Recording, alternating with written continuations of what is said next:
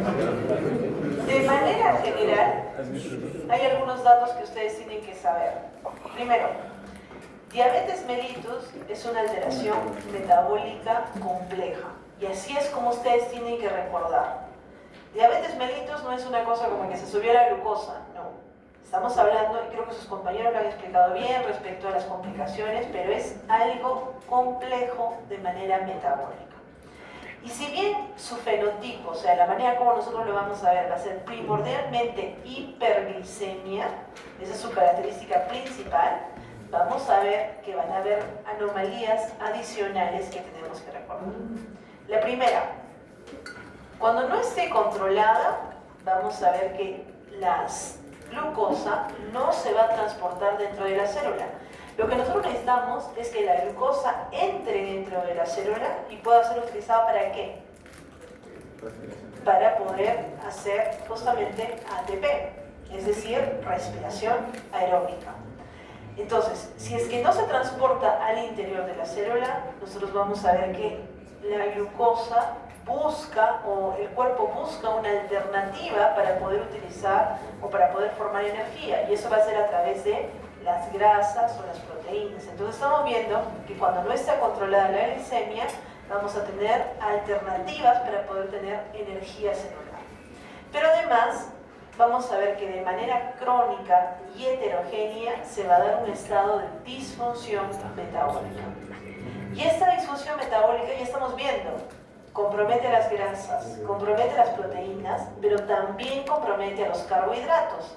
Entonces, para poder entender esta parte, nosotros siempre decíamos, tienen que entender cómo se metabolizan carbohidratos, grasas y proteínas. Eso lo vamos a discutir de repente en nuestra clase adicional para que podamos complementar. Pero ahorita nos vamos a concentrar. ¿Quieren que lo hagamos? ¿Lo podemos hacer mañana? No sé, como ustedes deseen. Pero lo que queremos es que ustedes sí o sí entiendan qué es lo que está pasando con diabetes. O sea, tienen que entender que no solamente es glucosa. Glucosa es lo que nosotros vamos a ver. Hiperglicemia es lo que nosotros vamos a medir. Pero estamos viendo que se altera todo. Grasas, carbohidratos, proteínas. Y por tanto, se van a alterar las estructuras. Proteínas que antes estaban libres, ahora se van a glicosilar, como nos ha comentado por ejemplo su compañero. O de repente algunas otras estructuras se van a pegar juntas. Los eritrocitos se pueden pegar. Casi como si escribiera miel. ¿Han visto cuando hay miel cerca? ¿Qué sucede si ponen ustedes dos vasos? De repente se pueden pegar. Entonces, eso es más o menos lo que sucede. La función se altera y esto es a nivel macrovascular y a nivel microvascular. A nivel microvascular nosotros vamos a tener que en los ojos, ¿qué es lo que producían? A ver, eso es lo que han expuesto hoy día. Muy bien, retinopatía diabética. Y esto, como bien han dicho, puede progresar hasta la ceguera. En los riñones, ¿qué producía? Nefropatía diabética, y esto podría llegar hasta falla renal. Una de las causas principales de que el paciente haga hemodiálisis es justamente falla renal debido a la diabetes.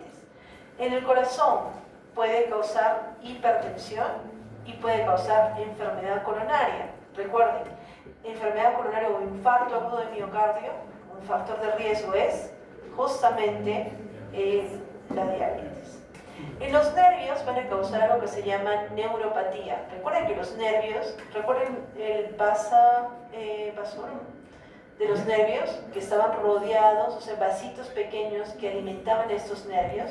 Si es que se tapan, como se taparía por ejemplo una arteria en el infarto, nos va a causar neuropatía.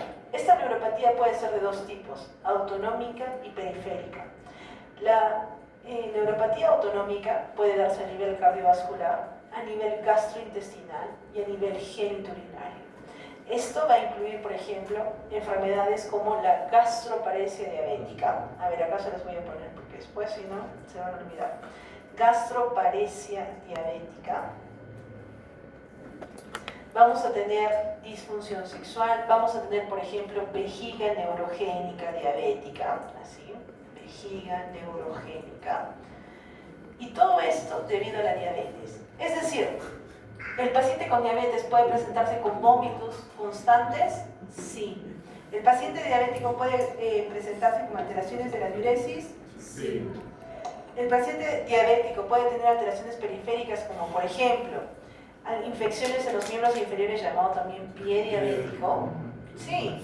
Puede presentar artropatías como articulaciones en las que se fusionan parte de los componentes, como la articulación de Charcot. Sí. Entonces estamos viendo que altera a distintos niveles. Donde haya vasos se pueden alterar, justamente por la alteración del medio interno.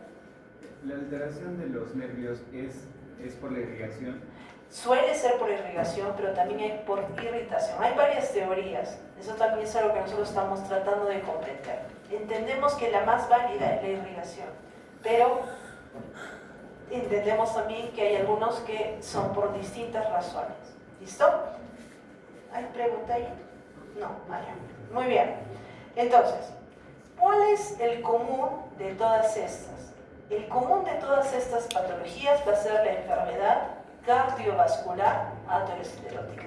Y la enfermedad cardiovascular aterosclerótica ustedes la dominan. ¿Con qué empieza la enfermedad cardiovascular aterosclerótica?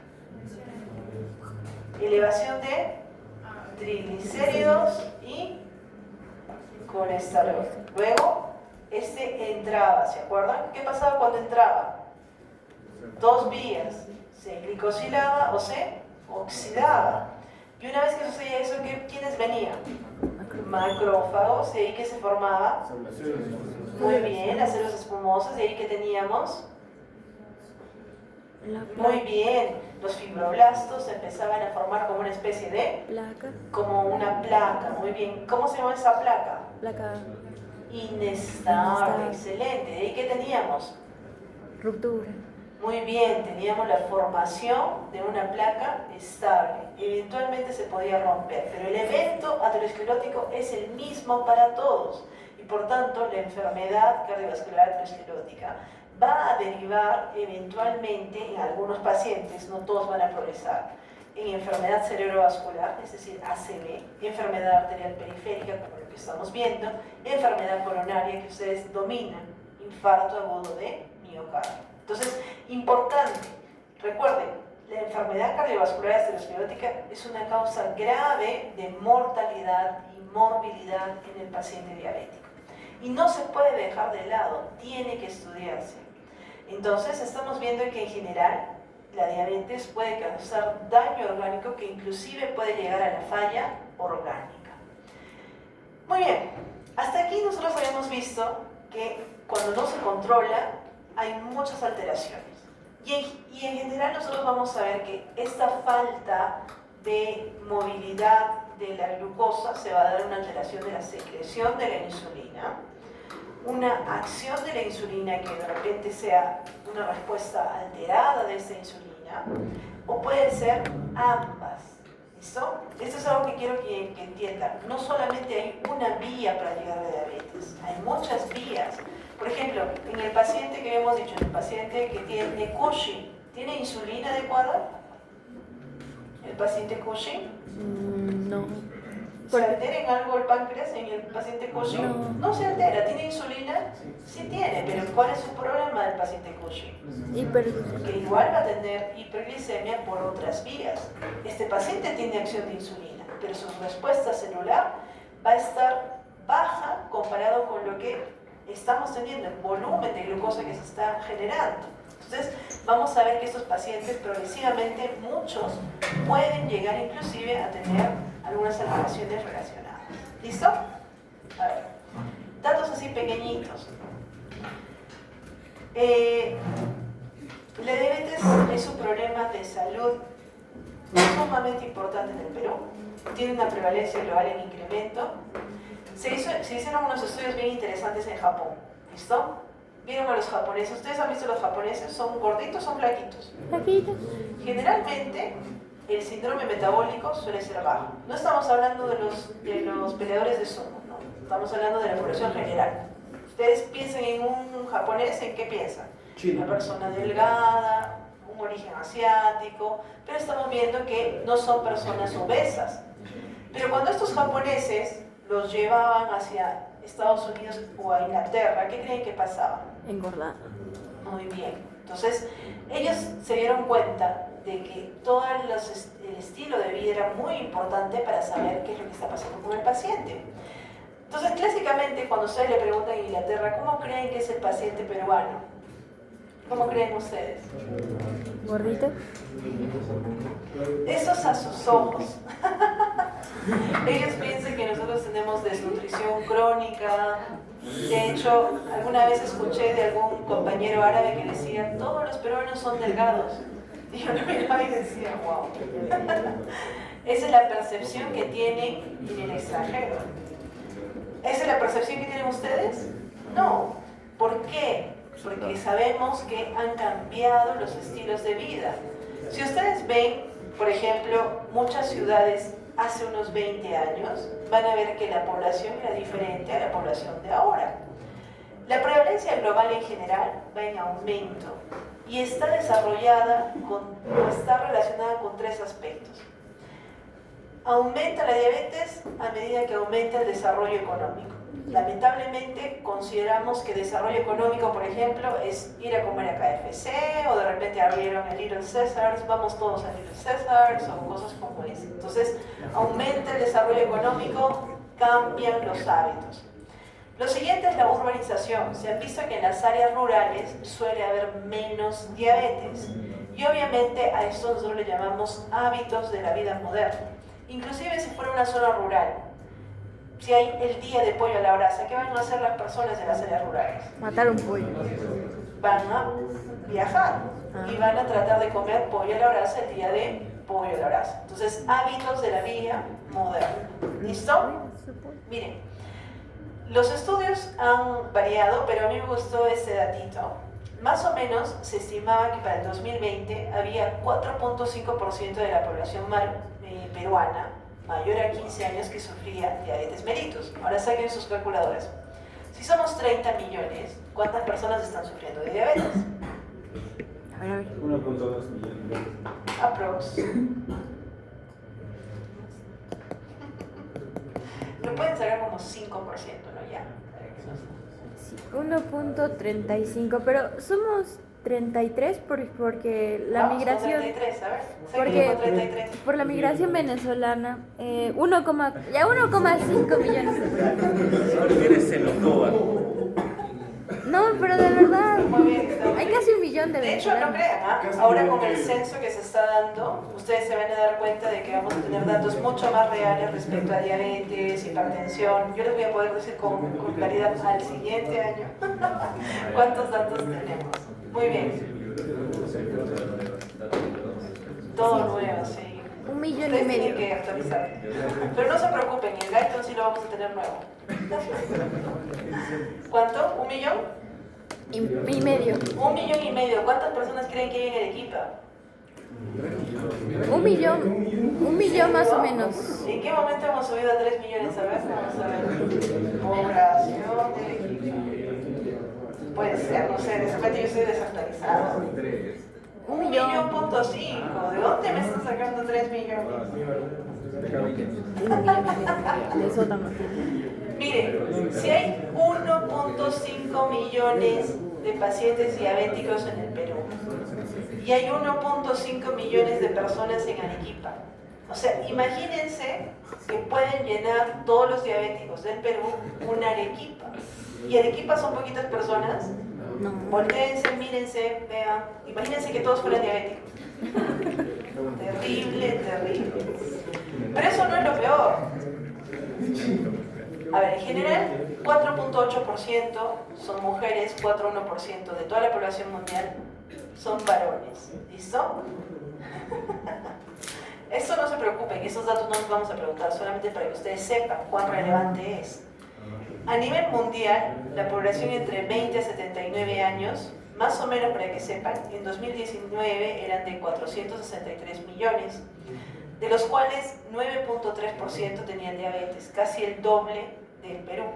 9.6 eran varones, 9.0 eran mujeres. Nosotros, si bien tenemos pacientes diabéticos, no tenemos tantos pacientes con obesidad mórbida en proporción como otros países. Y sabemos que 4.2 millones, o sea, ¿cuántas Arequipas?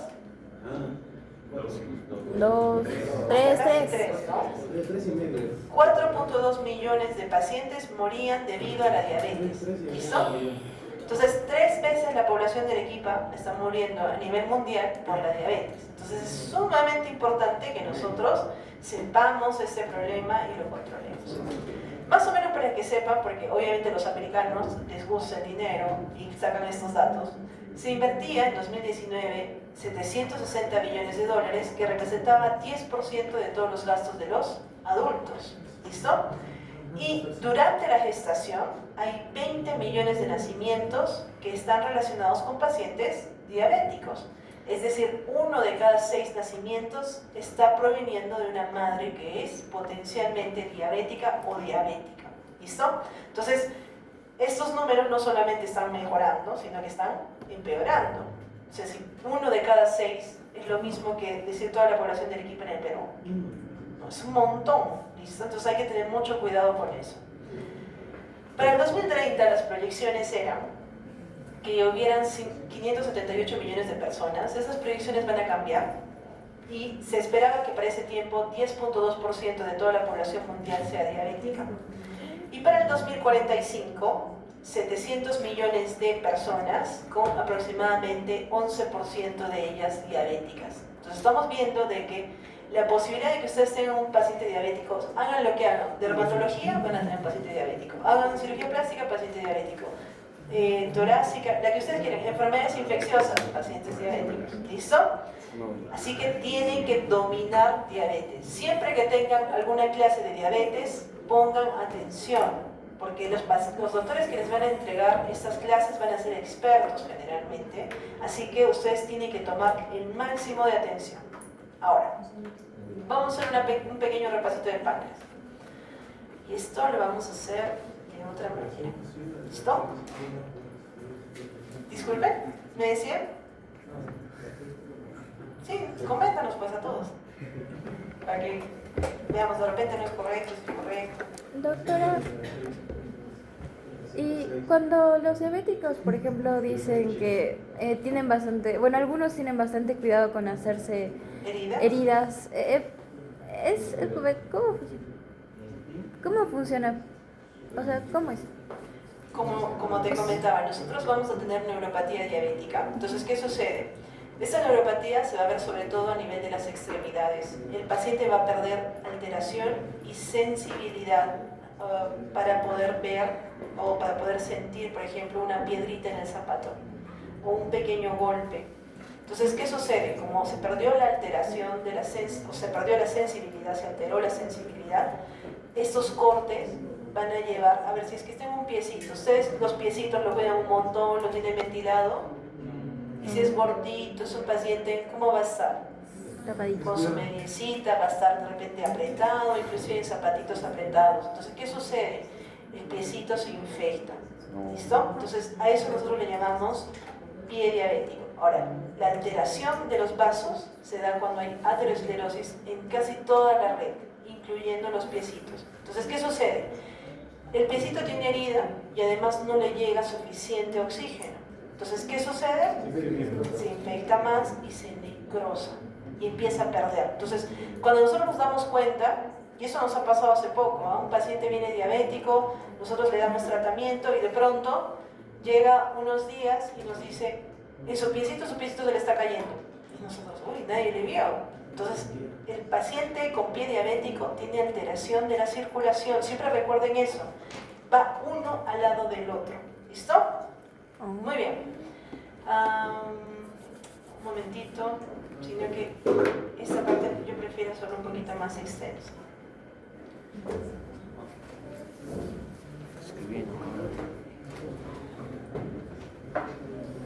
Muy bien. ¿Ahora sí lo ven? ¿Sí? ¿Ven? No ven nada. Listo. Ok. Entonces, cuando hablemos acerca del páncreas, nos vamos a ubicar en algunas generalidades. ¿Listo? El páncreas, anatómicamente, yo creo que ustedes recuerdan. Hace poco asistí a un curso en el cual hablaban acerca de la pancreatitis. Si es que ustedes recuerdan un poquito esta característica que tienen así como tubérculos, eso se llama tubérculo mental, tubérculo pancreático, se van a dar cuenta en el momento en el que el paciente tiene pancreatitis, inclusive antes de que sea evidente. Porque estas zonas, ustedes la van a ver un poquito larguitas, en el paciente con pancreatitis aumentan. Y empieza a verse como si hubiera una especie como de borde de encaje. ¿Listo? Entonces pareciera que tuviera más tubérculos, pero clásicamente deberíamos tener el tubérculo pancreático izquierdo y el tubérculo omental. Además, los vasos sanguíneos se apoyan en el páncreas, dejándole un huequito que es la escotadura de los vasos esplénicos. ¿Listo? Estos ya son detallitos, ¿no? ¿Qué tienen que recordar sí o sí? Que tiene una cabeza, que tiene una zona que está relacionada con el duodeno, que se le llama escotadura duodenal, y tiene su proceso muciforme. ¿Listo? Si se acuerdan de eso, más que suficiente. Porque si yo les digo que hay un paciente que tiene cáncer de páncreas, acá, por ejemplo, ¿qué problema va a tener? En esta zona, en la cabeza del páncreas. Obstrucción de las vías. ¿Qué vías? Wilson Muy bien, de las vías, vamos a decir, de transporte del páncreas. Muy bien, muy bien. Entonces, a ver, la forma suele ser aplanada anterior a posterior, con un espesor máximo de 2 a 3 centímetros. Cuando ustedes vean una tomografía o muchos de los estudios por imágenes van a poder medir. ¿Qué pasa si es que mide 6 centímetros? Pancreatitis. Está inflamado, podría ser una pancreatitis. Muy bien. Hemos dicho que es naturalmente irregular y puede compararse con un gancho o con un martillito. ¿Listo? Algunas ya les he dicho, hay personas que tienen mucha imaginación, acá le ven como martillo, por ejemplo. ¿Listo? Es un órgano sólido, esa es otra cosa que tienen que recordar. ¿Qué pasa si es que ustedes cuando ven una tomografía ven acá en esta zona un área que está rellena de líquido? ¿Cómo le van a llamar a eso? Muy bien, un quiste, ¿su apellido? Pancreático. Quiste pancreático. ¿Listo? Entonces, clásicamente no deberían encontrar eso porque esto es un órgano sólido. Hemos dicho que más o menos mide 15 centímetros de largo, pesa 110 gramos y va a estar cubierto por una cápsula de tejido conectivo. Esa es otra parte que a veces olvidan los alumnos. Este tejido conectivo lanza unas proyecciones que son unos septos y separan al páncreas en lóbulos. Entonces, hasta cierto punto, cuando ustedes vean el próximo año cuando hagan patología, van a tener la oportunidad de identificar estos lóbulos que van a estar separados por tejido conectivo. Cuando está fresquito es un color blanco rosado, lleno de vida y tiene una consistencia firme. ¿Listo? Se va a poder dividir en 4 partes: la cabeza, el cuello, el cuerpo y la cola. Cuando hablamos acerca de la cabeza, sabemos que la cabeza incluye al proceso uncinado y es la porción que se va a extender de dorsal hacia izquierda detrás de los vasos mesentéricos. Entonces, por allí, si es que le dicen hay una tumoración que está cercana a los vasos mesentéricos, piensen en una tumoración pancreática. Es la zona más voluminosa, es como esta partecita, ¿no es cierto? La parte como del martillo. Y tiene una altura máxima como de 6 a 7 centímetros y se ubica en curva en C con la primera, la segunda y la tercera porción del duodeno. Entonces, cuando hablemos acerca de qué zona del páncreas está en relación con el duodeno, ya saben, la cabeza. ¿Qué más tienen que saber? El cuello es la zona que conecta la cabeza con la cola y el cuerpo está atravesado. Hasta cierto punto muchos autores consideran el cuello y el cuerpo lo mismo, más o menos lo consideran como un cuerpo, depende del autor que ustedes vean. Y lo importante del cuerpo es que está limitado de manera superior por la arteria esplénica. ¿Listo? Y la cola ya saben ustedes que es delgada, no debería de ser gruesita. Si ustedes la ven gruesita, ya estamos viendo que de repente hay una alteración allí. ¿Listo? ¿Hasta aquí estamos bien? ¿Me han seguido? Muy bien. Respecto a los conductos, teníamos 2 conductos que ustedes tenían que recordar que son conductos secretores. Uno de ellos es el conducto principal, llamado también, muy bien, llamado también conducto pancreático. Ya les he dicho, utilicen nomenclatura internacional, pero sí, ustedes le han visto como Wilson. y recorre la glándula de un extremo a otro. ¿Listo? Comienza a la altura de la cola y discurre por todo el espesor por el eje mayor. Y en el trayecto sabemos que atraviesa sinuosidades. Esto es importante que ustedes recuerden. Esta es una glándula. ¿Las glándulas por qué estaban formadas? Por acinos. ¿Se acuerdan? Ya me hemos dicho, todas las glándulas están formadas por acinos. ¿El grupo de acinos qué cosa es? En este caso va a ser un lóbulo. ¿Listo? Muy bien. Ahora, el conducto accesorio llamado también Santorini es el conducto pancreático que nos va a ayudar a drenar. ¿Qué pasa si es que el Santorini está tapado y tenemos un cáncer?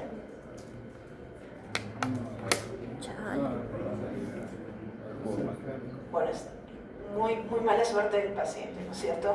Pero aquí nosotros vamos a tener alteraciones para poder movilizar a las enzimas pancreáticas. Muy bien. Ahora sí, vamos un poquito, vamos a ver una tomografía y vamos a ver la ubicación. Su ubicación hemos dicho que está en epigástrico, en epigastrio, va a tener una forma transversal y va a ir desde la porción descendente del duodeno hasta el vaso. ¿Listo? Más o menos así, en esta dirección. Además, vamos a ver de que cuando ustedes tengan, a ver, voy a ponerlo así grandecito porque si no ustedes van a ver lo que dice. Listo. A ver, su anatomía. ¿Cuál es adelante y cuál es atrás? Este es 1 y este es 2. 2 es atrás. Uy, listo, empezamos bien. ¿Por qué esto es atrás? Por la vértebra es. Muy bien, los cuerpos vertebrales nos van a decir que esta es la parte posterior. Muy bien, cuando teníamos, ¿cómo decíamos que teníamos que ver una tomografía? Como si estuviéramos delante, ¿ya? Esta está volteada, porque acá nosotros tenemos que verla así. Entonces, ¿cuál lado es derecho? ¿Y este? Izquierdo. Si es que vamos de atrás hacia adelante, ¿qué tenemos? ¿Cómo se llama esta estructura? El Este es el riñón. riñón. ¿Qué estructura es esta? La vena renal. Arteria renal. A ver, este es un vaso. Muy bien. Probablemente es un vaso. Podría ser renal, podría ser mesentérico. Vamos a ver. Listo. ¿Qué tenemos aquí? Delante del cuerpo vertebral. La aorta. Siempre recuerden, la aorta delante. ¿Listo? ¿Qué es este? El vaso. El hígado. A ver. No, el vaso. Si es que estamos a nivel de los riñones, ¿podría ser No. un estómago? No. Muy bien. Ahora, cuando nosotros tengamos una estructura hueca, nosotros la vamos a ver así. Sí. Cuando tengamos una estructura sólida, la vamos a ver así. Sí. Por tanto, esta es una estructura sólida. ¿Qué estructura es? Sí, muy bien. ¿Qué tenemos aquí? ¿Cómo se llama esta? El hígado. Muy bien, este es el hígado. Y están viendo que hay una estructura. ¿Cómo habíamos dicho que era el páncreas? Es sólido. Una estructura sólida, alargada, que está en relación con una estructura hueca. El duodeno. Muy bien, entonces aquí estamos viendo el páncreas alargado. Entonces, ¿dónde terminaba el páncreas? En la En el boca. vaso. Muy bien. ¿Hasta aquí estamos bien? ¿Se han ubicado? Sí. Ya, ustedes mismos son.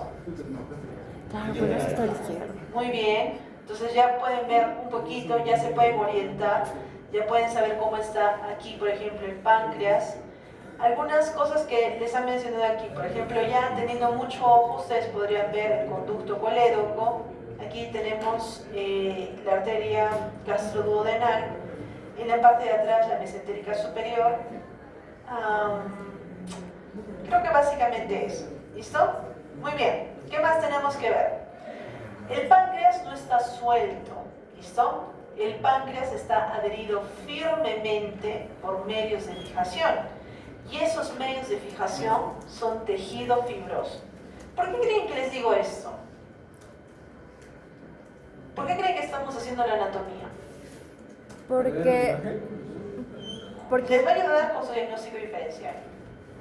la biopsia de páncreas es peligrosa. Ya.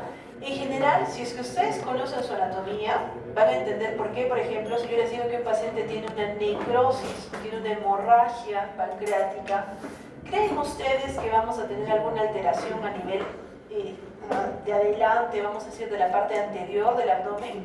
No. ¿Dónde creen que le va a doler al paciente? Miren, ¿está más pegado hacia la parte anterior o hacia la parte posterior? Posterior. El paciente que tiene una pancreatitis, por ejemplo, empieza con dolor en la parte del epigastrio, donde hemos dicho que se localiza, y se va como si es que fuera una, le llaman un cinturón, se va hacia la zona de la espalda. Y el paciente claramente les va a decir, me duele desde aquí y se va hacia la espalda. Entonces, tienen que entender eso y esta parte les va a ayudar. Miren, se va a unir por medio de vasos, es decir, que va a recibir suministros a través de la aorta suprarrenal, pero también la fija. Eso es algo que tienen que recordar. Le da suministro, pero la fija arquitecturalmente. Y también vamos a ver que va a tener uniones a la primera y a la segunda vértebra lumbar, que es la zona donde ustedes se van a orientar para poder hacer, por ejemplo, un procedimiento. Porque ya saben que por allí, a esa altura, está fijada. Y también va a estar fijada a peritoneo, adosado en la parte posterior. Entonces recuerden, el páncreas es un órgano retroperitoneal. ¿Listo? Muy importante que ustedes recuerden. Ahora, el dolor de la pancreatitis, ya hemos dicho, es en epigastrio profundo y se irradia hacia la espalda. ¿Qué más teníamos que recordar? Vamos a clasificarla por su función en páncreas exocrino, que eso ya lo hemos visto un poquito. Tiene los acinos que secretan jugos pancreáticos. Estas van a ser, todavía no las hemos visto, ¿no? No hemos hecho digestivo con ustedes. Ya, lo vamos a ver cuando hagamos digestivo. Vamos a ver las enzimas pancreáticas. Aquí, por ejemplo, tiene el conducto principal llamado también Wilson y tenemos el conducto accesorio llamado también Santorini. ¿Qué estructura es esta, sin ver? Duodeno. Duodeno. ¿Y esta? El colédoco. Muy bien, tenemos el conducto biliar común. Y aquí nosotros, ¿cómo tenemos aquí? ¿Alguien recuerda qué es esto? La ampolla de... Muy bien, el conducto biliar común se juntaba con el accesorio en una salida en común que se llamaba ampolla de Vater. ¿Y esta otra cómo se llama? El conducto accesorio de ampolla accesoria. Entonces tenemos el conducto y la ampolla accesoria. Muy bien. Cuando hablábamos acerca del páncreas endocrino, teníamos que referirnos a lo que son los islotes de Langerhans. Los islotes de Langerhans van a tener aquí, ¿qué son estos? Células. Esos son los acinos y por dentro tenemos a estos islotes. Los islotes van a tener las células alfa, beta, gamma y otros. ¿Listo? Entonces miren aquí, tenemos distintos tipos de células. Las células alfa son las que producen glucago. ¿Listo? Las células beta van a producir insulina. Nosotros habíamos dicho que la mayoría de las hormonas que eran proteicas, ¿cómo se producían? Como prehormona. Y aquí vamos a tener a la proinsulina y eventualmente vamos a tener a la proinsulina. ¿Cómo es la proinsulina? La proinsulina es una molécula, bueno, es una proteína que, como ven ustedes, va a tener distintas cadenas. ¿Qué cadenas tiene? Una cadena A, miren, de 21 aminoácidos, una cadena B que va a tener 30 aminoácidos y una cadena C que va a ser un poco más larga. ¿Listo? Miren aquí. La cadena A y la cadena B van a estar unidas por puente disulfuro. Y aquí también vamos a tener un puente disulfuro en la cadena A. ¿Por qué nos interesa saber esto? Porque nosotros nos hemos dicho que la insulina se secreta como una prehormona. ¿Cómo se llama la hormona que se secreta? Insulina. Pero para que nosotros tengamos la insulina, le hemos cortado una de sus cadenas. ¿Cómo se llamaba esa cadena? La cadena C. Pero como no llega, ¿se acuerdan ustedes cuántos aminoácidos tenía que ser para que sea una proteína? Tenía que superar 100 aminoácidos. Esta no supera 100 aminoácidos. aminoácidos. Entonces yo no le puedo decir la proteína C, ¿cómo le voy a llamar? Le voy a llamar el péptido C. Entonces, si yo quiero saber que hay producción de insulina, una manera indirecta de saber eso, ¿con quién sería? ¿Qué marcador podría utilizar? El péptido C. Porque sabemos que es proporcional. La cantidad de insulina va a ser proporcional a la cantidad de péptido C. Pero ambas han sido una sola, ¿no es cierto? Han sido proinsulina. ¿Hasta aquí hemos entendido? Sí. Ahora veamos el detalle de la insulina. La insulina están viendo que tiene puentes disulfuro entre la cadena A y la cadena beta. Pero hemos dicho que la cadena A también tiene un puente disulfuro. Y esto es absolutamente relevante para que entendamos. Lo primero, el peso molecular es aproximadamente 5.800, tiene dos cadenas, una de ellas estamos viendo que tienen puentes disulfuro y están unidas en general por puentes disulfuro, y cuando se separan las cadenas hay pérdida de función. Y el cuerpo, quiero que entiendan ustedes cuán maravilloso es. ¿Qué sucedía con los enlaces que tenemos con el carbono? ¿Cómo eran estos enlaces? ¿Alguien recuerda? ¿Corrientes? Covalente. Ah, ya. Recuerden que los enlaces que tenemos en todas las cadenas de carbono son enlaces que son reservas de energía. Eso es algo que tienen que recordar, pero son enlaces que potencialmente se pueden romper justamente para obtener energía. ¿Qué sucede con los enlaces disulfuro? ¿Son así de sencillos de romperlos?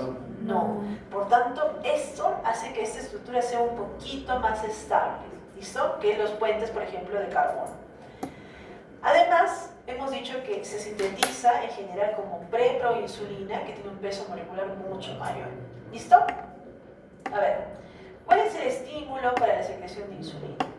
El estímulo va a ser el aumento de la concentración de glucosa en sangre.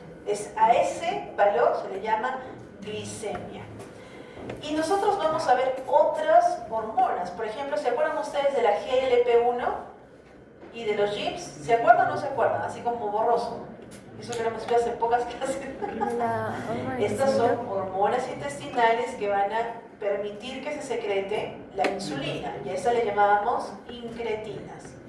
También el aumento de ácidos grasos libres va a causar la liberación de insulina.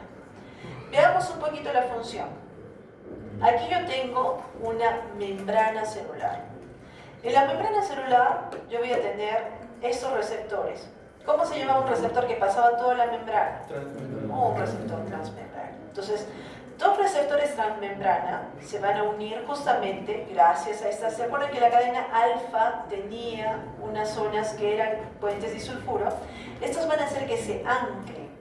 Y una vez que se anclen con el receptor de insulina, nosotros vamos a ver que van a activar a estas células transmembrana que tienen la función tirosinquinasa. ¿Qué función tiene la tirosinquinasa? Fosforilada proteínas. Entonces miren lo que sucede. Los sustratos del receptor de insulina van a ser enzimas que se van a fosforilar. Entonces eso ya lo sabíamos. Si sabemos que es tirosinquinasa, va a fosforilar enzimas. Y miren, esas enzimas lo que van a hacer es crecimiento y expresión de genes. O sea, ¿la insulina hace que crezcan los genes? Sí, hace que crezcan los genes, que haya alteraciones. Inclusive podríamos decir, ¿a quién le hace recordar esta expresión de genes? A ustedes.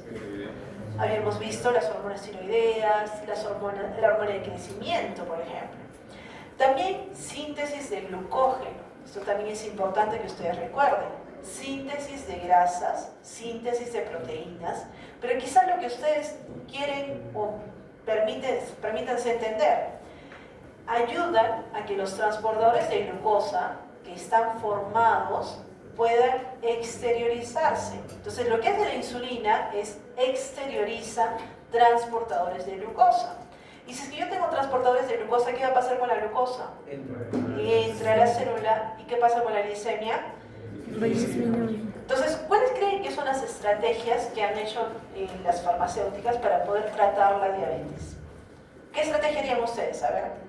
Activo los transportadores. Ya, podrían ustedes activar los receptores de tirosinquinasa. Muy bien, es un tipo de tratamiento. ¿Qué más? ¿Nada más? Transportadores de glucosa. Muy bien. Por ejemplo, tenemos una nueva generación vamos a decir, de tratamiento en el cual nosotros vemos que estos fármacos generan la exteriorización de la glucosa o inclusive algunos son transportadores de glucosa. ¿Qué más? ¿Algo más pueden hacer? Les queda chiquito. ¿Qué creen que han hecho los chinos con lo que han curado la diabetes? Allegedly, como dicen ellos. O sea, según lo que dicen. La edición genómica. La edición genómica. ¿Qué harían en la edición genómica? CRISPR han utilizado técnicas de... Ay, no lo digo. Miren estas células. ¿Qué pasa en la diabetes? La diabetes es casi como cuando ustedes utilizan una máquina a todo dar. Imagínense que tienen ustedes su computadora y que en vez de utilizarla para hacer sus tareas se ponen a jugar videojuegos. Pero no solamente juegan un ratito o una vez a la semana, 24/7. ¿Qué va a pasar con su máquina? Se va a calentar. Los pacientes que tienen diabetes empiezan con hiperglicemia, ya sea por la dieta, por distintas razones. ¿Y luego qué sucede?